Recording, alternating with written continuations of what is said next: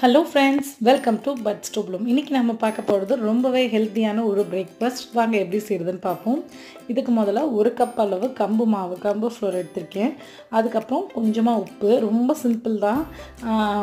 ரெண்டே இன்க்ரீடியன்ட் தான், கம்பு மாவு அண்ட் உப்பு. இது மட்டும்தான், இதுக்கு வேறு எதுவும் தேவையில்லை. மிக்ஸ் பண்ணிவிட்டு இதில் வந்து தேவையான அளவு தண்ணி சேர்த்து நம்ம சப்பாத்திக்கு எப்படி பிசைகிறோமோ அதே மாதிரி பிசையணும். ரொம்ப சாஃப்டாக இருக்கக்கூடாது, ரொம்ப ஹார்டாகவும் இருக்கக்கூடாது. கையில் ஒட்டாமல் வரணும். அந்தளவுக்கு மாவு ரெடியானால் தான் உங்களால் வந்து இதை கரெக்டாக நீங்கள் திரட்டி எடுக்க முடியும். இந்த ரெசிபி வந்து என்னோடய ஃப்ரெண்டு வந்து மும்பையில் இருக்காங்க, அவங்க சொன்ன ரெசிபி. ஸோ அவங்களுக்கு ரொம்ப ரொம்ப தேங்க்ஸ். இப்போ பார்த்திங்கன்னா நல்லா நமக்கு கையில் வந்து ஒட்டவே கூடாது. 5 to 10 minutes நல்லா பிசைஞ்சால் தான் அந்த மாதிரி வரும். இப்போ கொஞ்சமாக கோதுமை மாவு போட்டுக்கோங்க. இப்போ வந்து நம்ம தேவையான அளவு எடுத்துக்கோங்க. ஒரு சப்பாத்திக்கு எந்த அளவு எடுப்போமோ அந்த அளவு எடுத்துகிட்டு நல்லா கோதுமை மாவை மேலே இது பண்ணிவிட்டு கொஞ்சம் திரட்டை வந்து வெடிக்கிற மாதிரி இருக்கும், கிராக்லாம் விழுகிற மாதிரி இருக்கும். ஒன்றும் பயப்பட தேவையில்ல. பொறுமையாகவே நீங்கள் திரட்டிங்கன்னா கரெக்டாக அந்த மாதிரி வந்துடும். கொஞ்சம் மாவு இது மாதிரி போட்டுக்கிட்டு 2 கையாலையும் ஈவனாக எல்லா இடத்தையும் நல்லா ஓரத்தெல்லாம் நல்லா வந்து இது பண்ணணும். இல்லைனா உங்களுக்கு வேகிறப்ப பார்த்திங்கன்னா ஓரம் வந்து வேகாமல் இருக்கிற மாதிரி இருக்கும். அதனால் நடுவில் ஓரளவுக்கு எந்த அளவுக்கு உங்களால் மெல்லிசாக திரட்ட முடியுமோ அந்தளவுக்கு மெல்லிசாக திரட்டிக்கோங்க.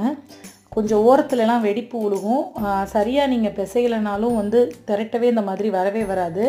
எனக்கும் இது 2-3 தடவை ட்ரை பண்ணிட்டு தான் இந்த மாதிரி வந்திருக்கு. எடுத்தோடனே வந்து நல்லா மாவை வந்து பிசைஞ்சு கையில் ஒட்டாத பதம் வரணும். அப்போ தான் வந்து உங்களுக்கு எடுக்க முடியும்.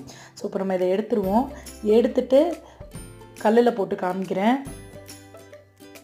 இப்போது நம்ம அதை கல்லில் போட்டுருவோம். கம்பில் பார்த்திங்கன்னா நிறைய சத்து இருக்குது. சுகர் பேஷண்ட் சாப்பிட்லாம் தாராளமாக. அவங்களுக்கு பார்த்திங்கன்னா நிறைய விஷயங்கள், நல்ல விஷயம் கம்பில் இருக்குது. அதே மாதிரி வெயிட் லாஸ் பண்ணணும்னு நினைக்கிறவங்க தாராளமாக வந்து கம்பு வந்து வீக்லி ட்வைஸ் சாப்பிட்லாம். ரொம்ப சளி பிடிக்கும், அடிக்கடி ஓயாமல் சளி தொந்தரவு இருக்கிறவங்க கம்பு அவாய்ட் பண்ணிக்கலாம். ஏன்னா கம்பு வந்து அதிகமாக குளிர்ச்சியாக இருக்கனால வாதம் வர்றதுக்கும் சான்சஸ் இருக்குது. அதிகமாக இதை இன்டேக் பண்ணுறப்ப, அதாவது எல்லாருக்கும் இல்லை, சளி அந்த மாதிரி ரொம்ப பிடிச்சிக்கிட்டே இருக்கவங்க இதை எடுக்க வேண்டாம்.